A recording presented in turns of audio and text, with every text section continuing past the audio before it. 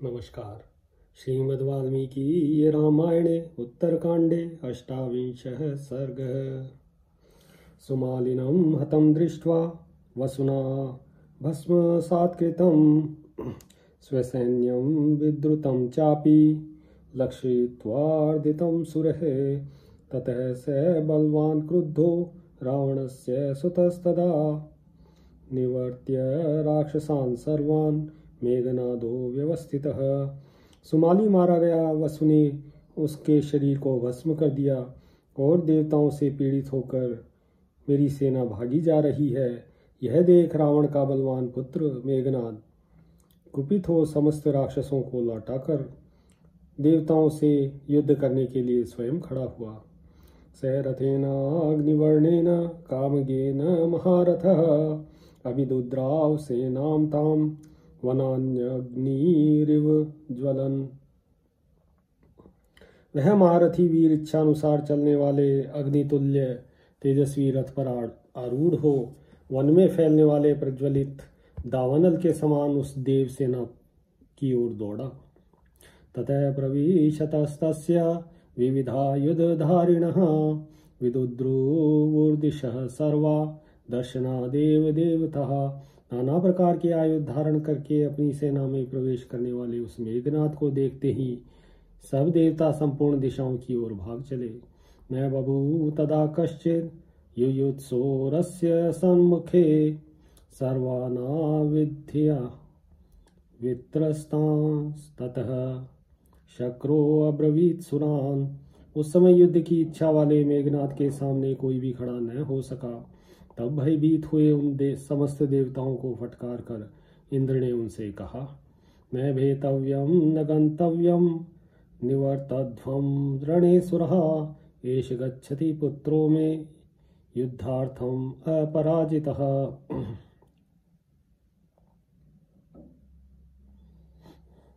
देवताओं, भय न करो, युद्ध छोड़कर न जाओ और रण क्षेत्र में लौट आओ।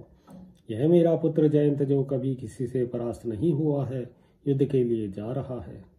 ततः शक्र सुतो देवो जयंत इति विश्रुतः रथेनाद्भुत कल्पेन संग्रामे सोऽभ्यवर्तत।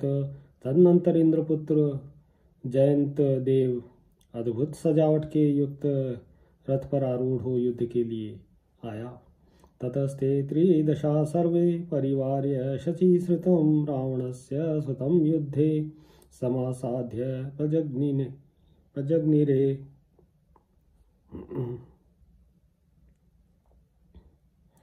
फिर तो सब देवता शची पुत्र जयंत को चारों ओर से घेर कर युद्ध स्थल में आए और रावण के पुत्र पर प्रहार करने लगे। तेषां युद्धं संभवत सदृशं देवरक्षसां महेन्द्रस्य च पुत्रस्य राक्षसेन्द्र सुतस्य च। समय देवताओं और राक्षसों के साथ और महेंद्र कुमार रावण पुत्र तथा उनके बल पराक्रम के अनुरूप युद्ध होने लगा। ततो मातली पुत्रस्य गोमुखस्य स रावणिः सारथे पतयामास शरान कनक भूषणान। रावण कुमार मेघनाथ जयंत के सारथी मातली पुत्र गोमुख पर सुवर्ण भूषित बाणों की वर्षा करने लगा। शची सुतश्चापि तथा जयन्तस्तस्य सारथिं तं चापि रावणिः क्रुद्धः समन्तात् प्रत्यविध्यत। शची पुत्र जयंत ने भी मेघनाथ के सारथी को घायल कर दिया। तब कुपित हुए मेघनाथ ने जयंत को भी सब ओर से क्षत विक्षत कर दिया। स हि क्रोध समाविष्टो बलि विस्फारिते क्षणः रावणी शक्र तनयं शर्वर्षेर वाकिरत। उस समय क्रोध से भरा हुआ बलवान मेघनाद इंद्र पुत्र जयंत को आंखें फाड़ कर देखने और बाणों की वर्षा से पीड़ित करने लगा। ततो नाना प्रहरणांशित धारान् सहस्रशः पातयामास संक्रुद्ध सुरसैन्येषु रावणिः। अत्यंत कुपित हुए रावण कुमार ने देवताओं की सेना पर भी तीखी धार वाले नाना प्रकार के सहस्त्रों अस्त्र शस्त्र बरसाए। शतग्नि मुसल प्रास गदा खड्ग परश्वधान महान्ति गिरिशृंगाणि पातयामास रावणिः। उसने शतग्नि मूसल प्रास गदा खड्ग और फरसे गिराए तथा बड़े बड़े पर्वत शिखर भी चलाए। ततः प्रव्यथितः लोकाः समजज्ञे च तमस्ततः तस्य रावणपुत्रस्य शत्रुसैन्यानि निघ्नतः। शत्रु सेनाओं के संहार में लगे हुए रावण कुमार की माया से उस समय चारों ओर अंधकार छा गया। अतः समस्त लोग व्यथित हो उठे। ततस्तद्देवतबलं समन्तात् तं शचीसुतं बहुप्रकारं अस्वस्थं अभवच्चरपीडितं।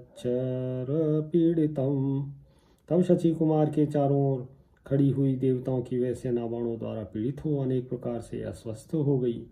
नाभ्यजानन्त चान्योन्यं रक्षो वा देवताथवा तत्र तत्र विपर्यस्तं समन्तात् परिधावत। राक्षस और देवता आपस में किसी को पहचान न सके, ये जहाँ तहाँ बिखरे हुए चारों ओर चक्कर काटने लगे। देवा देवान् जग्नुस्ते राक्षसान् राक्षसास्तथा सम्मूढ़ास्तम साच्छन्ना व्यद्रवन्न परे तथा। अंधकार से आच्छादित होकर वे विवेक शक्ति खो बैठे थे। अतः देवताओं को राक्षसों को ही मारने लगे तथा बहुतेरे योद्धा युद्ध से भाग खड़े हुए। एतस्मिन्नन्तरे वीरः पुलोमा नाम वीर्यवान् दैत्येन्द्रस्तेन संगृह्य शचीपुत्रो अपवाहितः। सी बीच में पराक्रमी वीर दैत्यराज पुलोमा युद्ध में आया और शचीपुत्र जयंत को पकड़कर वहां से दूर हटा ले गया। संग्रह्य तं तु दोहित्रं प्रविष्टः सागरं तदा आर्यकः स हि तस्यासीत् पुलोमा येन सा शची। वह शची का पिता और जयंत का नाना था। अतः अपने दोहित्र को लेकर समुद्र में घुस गया। ज्ञात्वा प्रणाशं तु तदा जयन्तस्याथ देवताः अप्रहष्टास्ततः सर्वा व्यथिताः संप्रदुद्रुवुः। देवताओं को जब जयंत के गायब होने की बात मालूम हुई तब उनकी सारी खुशी छिन्न गई और वे दुखी होकर चारों ओर भागने लगे। रावणेस्त्वथ संक्रुद्धो बले परिवृतः स्वकः अभ्यधावत् देवास्तान् मुमोच च महास्वनम्। उधर अपनी सेनाओं से घिरे हुए रावण कुमार मेघनाद ने अत्यंत कुपित हो देवताओं पर धावा किया और बड़े जोर से गर्जना की। दृष्ट्वा प्रणाशं पुत्रस्य देवतेषु च विद्रुतं मातलिं चाह देवेशो रथ समुपनीयताम। पुत्र लापता हो गया और देवताओं की सेना में भगदड़ मच गई है। देख देवराज इंद्र ने मातली से कहा, मेरा रथ ले आओ। स तु दिव्यो महाभीम सज्जे महारथ उपस्थितो मातालिना वायमानो महाजवः। मातली ने एक सजा सजाया महाभयंकर दिव्य विशाल रथ लाकर उपस्थित कर दिया। उसके द्वारा हाँका जाने वाला वह रथ बड़ा वेगशाली था। ततो मेघा रथे तस्मिन् तडित्वन्तो महाबलः अग्रतो वायु चपला नेदुः परम निस्वनः। तदनंतर उस रथ पर बिजली से युक्त महाबली मेघ उसके अग्रभाग में वायु से चंचल हो बड़े जोर जोर से गर्जना करने लगे। नाना वाद्यानि वाद्यन्त गंधर्वाश्च समाहितः नुनृतुश्चाप्सरः समघा निर्याते त्रिदशेश्वरे। देवेश्वर इंद्र के निकलते ही नाना प्रकार के बाजे बज उठे। गंधर्व एकाग्र हो गए और अप्सराओं के समूह नृत्य करने लगे। रुद्रैर्वसुभिरादित्य श्वीभ्यां समरुद्गणः व्रतो नाना प्रहरणे नियर्ययो त्रिदशाधिपः। तत्पश्चात रुद्रों वसुओं आदित्यों अश्विनी कुमारों और मरुदगणों से घिरे हुए देवराज इंद्र नाना प्रकार के अस्त्र शस्त्र लिए पुरी से बाहर निकले। निर्गच्छतस्तु शक्रस्य परुषः पवनो ववो भास्करो निष्प्रभश्चैव महोल्काश्च प्रपेदिरे। इंद्र के निकलते ही प्रचंड वायु चलने लगी, सूर्य की प्रभा फीकी पड़ गई और आकाश में बड़ी बड़ी उल्काएं गिरने लगी। एतस्मिन्नन्तरे शूरो दशग्रीवः प्रतापवान आरूरो रथम दिव्यम निर्मितम विश्वकर्मणा। इसी बीच प्रतापी वीर दशग्रीव भी विश्वकर्मा के बनाए हुए दिव्य रथ पर सवार हुआ। पन्नगः सुमहाकाय वेष्टितं दोमहर्षणः येषां निश्वासवातेन प्रदीप्तम इव संयुगे। उस रथ में रोंगटे खड़े कर देने वाले विशालकाय सर्प लिपटे हुए थे। उसकी निश्वास वायु से वह रथ उस युद्ध स्थल में ज्वलित सा जान पड़ता था।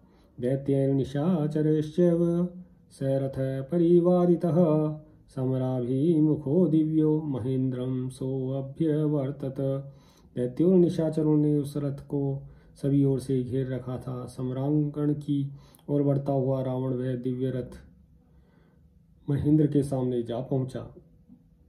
पुत्रं तं वारयित्वा तु स्वयमेव व्यवस्थितः सोऽपि युद्धाद् विनिष्क्रम्य रावणी समुपाविशत्।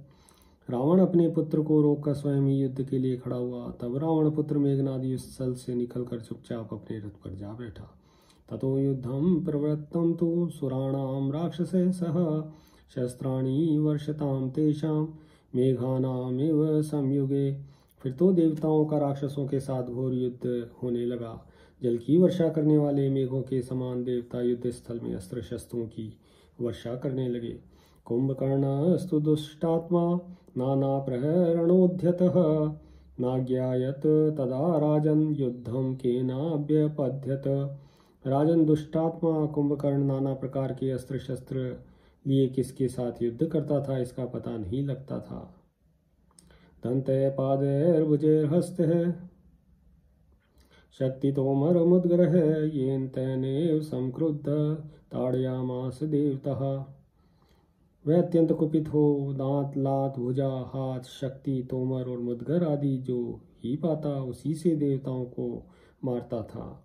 सैतु रुद्रैर्महाघोरः संगम्याथ निशाचरः प्रयुद्धस्तैश्च संग्रामे क्षतः शस्त्रैर्निरन्तरम्।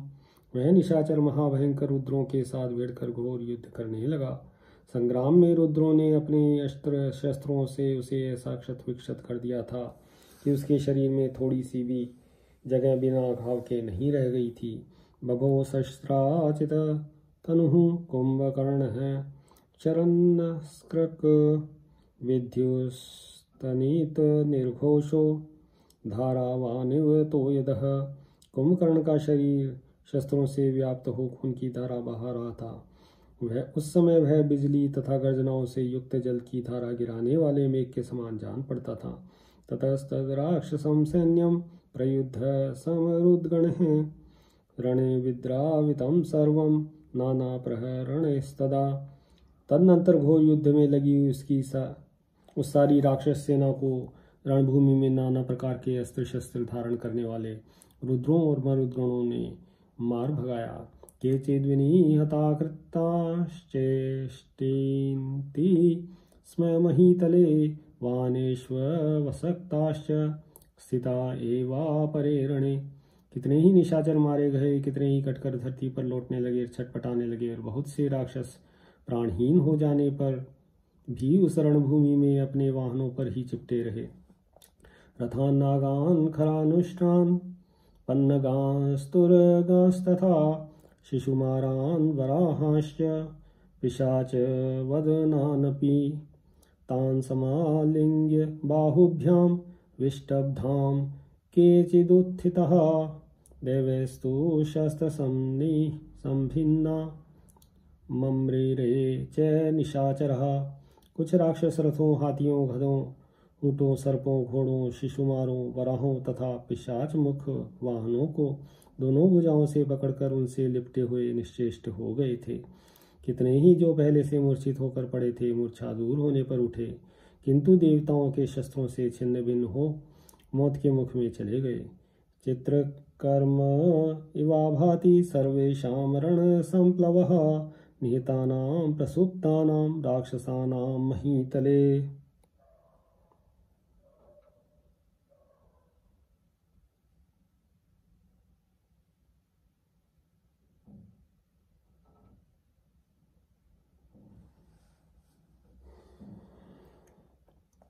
प्राणों से हाथ धोकर धरती पर पड़े हुए उन समस्त राक्षसों का इस तरह युद्ध में मारा जाना जादू सा आश्चर्यजनक जान पड़ता था।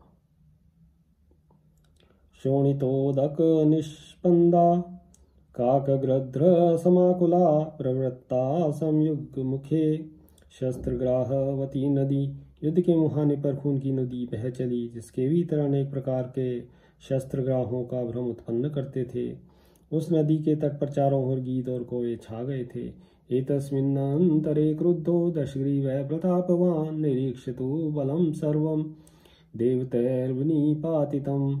इस बीच में प्रतापी दशग्रीव ने जब देखा कि देवताओं ने हमारे समस्त सैनिकों को मार गिरा है, तब उसके क्रोध की सीमा न रही।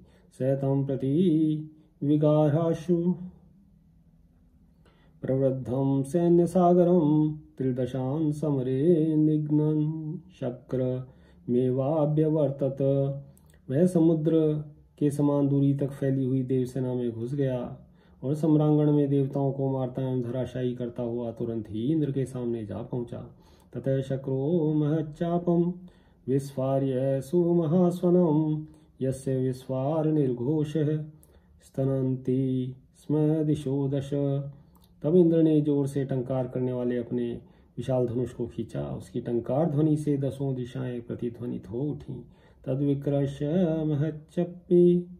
महच्चापीं इंद्रो रावण मूर्धनि पातयामास शरान पावकादित्य वर्चसः। विशाल धनुष को खींचकर इंद्र ने रावण के मस्तक पर अग्नि और सूर्य के समान तेजस्वी बाण मारे। तथैव च महाबाहुर्दशग्रीवो निशाचरः शक्रम कालमुख विभ्रष्टः शर्वर्ष वाकिरत। इस प्रकार महाबाहु निशाचर दशग्रीव ने भी अपने धनुष से छूटे हुए बाणों की वर्षा से इंद्र को ढक दिया। प्रयुध्य तो रथ तयोर्बाण वर्ष समन्ततः नाज्ञायत तदा किंचित सर्वं ही तम सावृतम। वे दोनों घोर युद्ध में तत्पर हो जब बाणों की वृष्टि करने लगे, उस समय सब कुछ अंधकार से आच्छादित हो गया। किसी को किसी भी वस्तु की पहचान न हो सकी। इत्यार्षे श्रीमद् रामायणे वाल्मीकि आदि काव्ये उत्तरकांडे अष्टाविंश सर्ग। सियावर रामचंद्र पद जय शरणम।